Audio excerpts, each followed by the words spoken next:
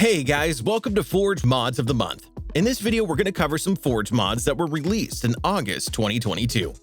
I'll do this series often for the latest versions of Minecraft, as well as for Fabric and some previous versions that are still popular choices right now. You can find the links to all the mods I'm about to showcase in the description below. But first, a word from today's sponsor, Raid Shadow Legends. Raid is the first game to bring a true console-like experience straight to your phone. Even with it being multiple years since the game was released, they're still adding new content and modes all the time, to the point that they now have hundreds of different champions and artifacts. One amazing addition is the Doom Tower, a mode that introduces an entire world filled with terrifying bosses to slay. The Doom Tower consists of over 120 levels and comes with tons of exciting new challenges. As a collection-based RPG, Raid already started with tons of characters, but that never stopped them from adding even more, who are all of different species and factions. Talking of factions, Raid added a whole new one last year called the Shadowkin, who are a tribe of warriors from the Far East, and they look incredibly cool. Let's not forget about the Hydra either, one of the biggest and baddest bosses to ever enter Raid. You really have to prepare yourself to defeat this boss, as each head has a different ability and way of being destroyed, and even if you break one, another will come to replace it. Just this month, Raid released a new feature called Awakening, where your champions can choose a powerful blessing to perform better in battle, as well as a brutal new dungeon called the Iron Twins Fortress.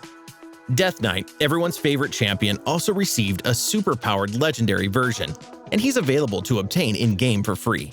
All you have to do is log in for 7 days between now and October 27th, and he's all yours. Don't forget to use the promo code DKRISES for a bunch of free items and an instant upgrade of your newest and strongest champion. If you haven't started playing Raid yet, click my link in the description below and get $30 worth of unique bonuses right away. You can find your rewards waiting here in your inbox. Ads are off for the rest of the video. The first mod we're going to take a look at is Moog's Voyager structures. Currently, it includes just over 40 structures, and these are all made from vanilla blocks and items, so no additional content is included with the mod. The types of structures you can find are very diverse and come in all different sizes. Some might be as small as boulders and others might be as large as castle ruins. A few of them contain villagers too, and if a structure has an interior, they're usually well decorated. Most of these chests contain useful loot too, which usually match their surroundings. When locating some of these structures, most of the time they'd be thousands of blocks away, so that makes me think they don't spawn too often. This mod is going to be most useful when playing with friends, or if you have multiple bases. To start, you can find pigeons spawning in forests. There are 2 items that need to be crafted. The first is the pigeon coop, which requires 3 planks, 3 logs, and a hay bale. The other is the mail receptor, which needs 6 planks, 1 slab, and 1 iron ingot. Place down the pigeon coop in a location of your choosing. Pigeons will follow you when they're holding seeds, and by feeding them near the coop, they will become bound to it. Next, place down the mail receptor in another location and give it a name. From the pigeon coop, you can send items to the mail receptor as long as it's stocked up with seeds, and the pigeon will slowly fly items to it. It's just a fun and interesting way to move items around. Originally a data pack, Keebsz Battle Towers add some new towers into your world, which are around 10 floors high. These can be found in different biomes made up of blocks that blend in like cobblestone, ice, packed mud, and stone bricks. Like with other Battle Tower style mods, you'll need to work your way up each floor, clearing mobs, searching chests, and destroying spawners. It's quite dangerous inside. There's lots of holes in the ground which you'll need to watch out for.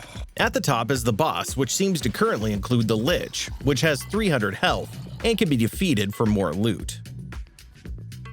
Included with Piglin Proliferation is a new type of pillager, which is the Alchemist, and they should be easily identifiable. They can be traded with like regular piglins, but have a chance of giving different items like healing tipped arrows, magma cream, or potions of healing and strength.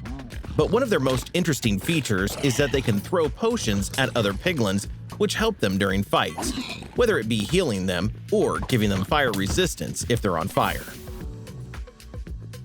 Paladin's furniture introduces over 1,000 new furniture items, which can be created through the woodworking table. There's lots of chairs, dining tables, nightstands, beds, stools, and lights. A lot of items are functional too, so you can sit down on chairs, place items on tables, and sleep in beds. There's tons of furniture included, which should help you decorate your bases and make them feel more homely. After installing this mod, snow should fall a little more realistically. Instead of it forming just a single layer, snow can have a stack height of 3 layers instead. In the mod's config files, you can change this value so that it can even form 8 layers instead. Another structure mod is Red's More Structures. It includes locations like the Beach House, Tower, Buddha, Sphinx, Great Pyramid, Flower Oracle, and a few others. Some of these are huge, and most will contain either chests or barrels which contain loot, and some might contain hostile mobs. This was also released as a data pack a few weeks ago. Simple Spikes adds 5 new spike blocks made from copper, iron, gold, diamond, and netherite. They're relatively simple to craft, and each tier determines the amount of damage they do to entities standing on them. Although the gold, diamond, and netherite ones will leave entities on half a heart instead. So you might find this mod useful for building mob farms or trapping other players in your world. Coppercraft will give some more uses to copper items. Firstly, there's 3 new sets of armor made from copper, iron copper, and gold copper. You can also create copper apples, which give some useful buffs like speed, strength, and haste. Or you can create a paxel, which acts as a multi-tool, allowing you to break dirt, chop trees, and mine through stone. Another weapon that can be crafted is the matchlock gun. When rough ammo chips are in your offhand slot, you can fire the gun and it deals quite a lot of damage. From now on, you need to create torches from sticks and coal dust instead of regular coal. The torch that you receive will be unlit at first and won't give off any light. There's a few ways of lighting them, with the easiest probably being with a flint and steel. But you can also craft a matchbox or fire starter. And if it rains, you can expect torches to go out, so it's kind of like an added survival mechanic. The mod brings similar changes to lanterns, which need to be provided with fat. This next mod is for decoration, and adds some new variants of different bricks like red nether, end stone, mud, prismarine, and purpur, specifically when they're chiseled. Some texture changes are also made to chiseled stone, deep slate, and quartz. As you probably noticed, they all feature the head of a mob in their design. To start using this mod, craft 2 synchronous switches from ender pearls, sticks, and stones.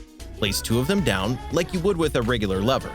Take a piece of paper into an anvil and rename it, then apply it to both levers, which will link them. Now, when you pull one lever, the other lever will also be activated, as they're both linked. So you can now have wireless redstone setups. Deeper and Darker brings some changes to the Deep Dark. Firstly, there's a portal which takes you to a new dimension called the Other Side, and it can be found in ancient cities. To ignite it, use a Heart of the Deep, which can be obtained from killing wardens. This dimension is located below bedrock and is made up of skulk, echo trees, and rivers. There's 2 biomes currently, which are the Other Side Deeplands and the Echoing Forest. You can find skulk versions of overworld ores here too, which give twice the resources and experience compared to the overworld. And that's not all. There's creatures like Skulk Leech, the Shattered and Shriek Worms, and a whole set of warden armor and tools. With Banilla Claws comes 16 sets of claws, some of which aren't obtainable unless you have the Gobber or Resource Limes mod installed. They make good weapons, with each tier changing the damage they deal, although they have a short range, and they're also great for breaking leaves or making farmland. This mod adds 14 Yoyos into Minecraft. 6 of them can be crafted manually using standard materials like iron, gold, diamond, and netherite, whereas the other ones are themed around mobs and can be found in different treasure locations. They're weapons, and each one has a different string length, speed, and attack interval, and in general they make pretty interesting ranged weapons. That covers some of the best Forge mods released in August of 2022. I hope you liked this video and found some mods to play with. If you did enjoy the video, then consider subscribing and check out my channel, as I've covered many more videos like this.